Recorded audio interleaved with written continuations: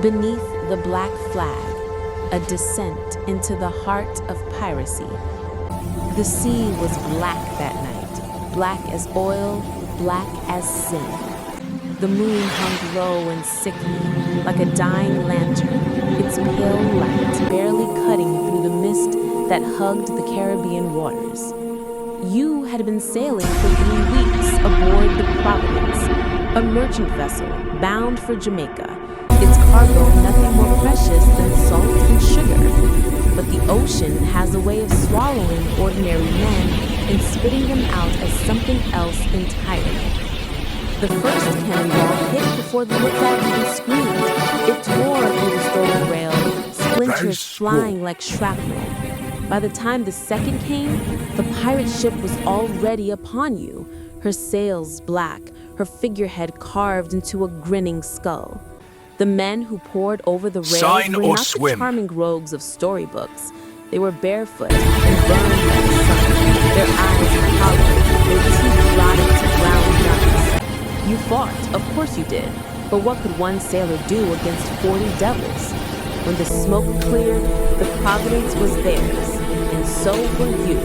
Bound, beaten, and stripped of anything that could mark you as free, you were given a choice that wasn't a choice at all. Sign the articles, or swim. And so began your new life beneath the black flag. They called their ship the Widow's Mercy, though mercy was the one thing you'd never find aboard her. Days bled into nights, the sun burning your skin raw, salt sores opening on your back where the ropes dug in.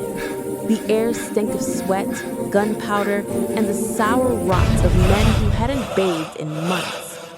Meals were ladled from a barrel, gray mush crawling in cables, and the water tasted like rust. Your bunk was a filthy hammock below deck, shared with rats and worse.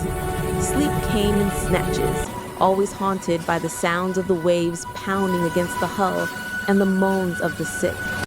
When a man's tooth rotted or a leg turned black with infection, he went to Gristle, the surgeon, if you could call him that.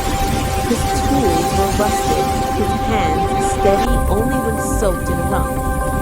You learned quickly. On this ship, pain was a luxury you couldn't afford to fear. The code was simple.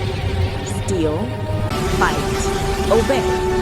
Break it and you'd be lashed, or left to hang from the yard arm as a warning. You saw it happen once. A man tried to pocket a handful of coins from a captured prize. The next morning, he swung in the wind, his face blue, the gulls already circling. No one spoke his name again. Weeks turned to months. The horizon became your only constant companion, endless and empty. You stopped dreaming of home. You stopped flinching at screams. You began to laugh when others fell. Somewhere between storm and slaughter, you realized the truth that no one dares to say aloud. Piracy doesn't just steal your freedom, it devours your soul. And yet, on quiet nights when the sea was calm and the stars burned bright above the river, a strange peace would settle over you. The waves whispered, and for a tiny moment you belonged to something vast and eternal. You were no longer a prisoner. You were part of the ocean's darkness. You were a pirate.